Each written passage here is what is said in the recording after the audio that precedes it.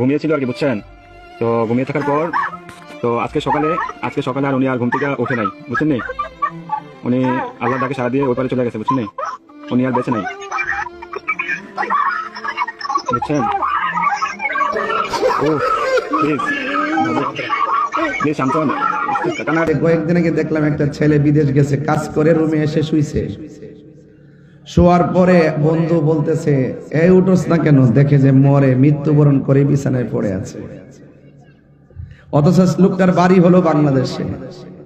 দেখেন, তাই বাংলাদেশ থেকে পাসপোর্ট লাগাইছে, ভিসা লাগাইছে, বিমানে উঠাইছে, ওই দেশে নিয়ে কাজ করেছে, কাজ করে রুমের ভিতরে ঢুকাইছে, ঢুকাইয়া শোয়াইছে, ওখানে আজরাইলকে পাঠাইছে। আর মানে হলো তার মৃত্যুটা ওখানে লেখা আছে, ওয়ামা তাদরি নাফসুম বিআইয়ি আরদিন তামুত।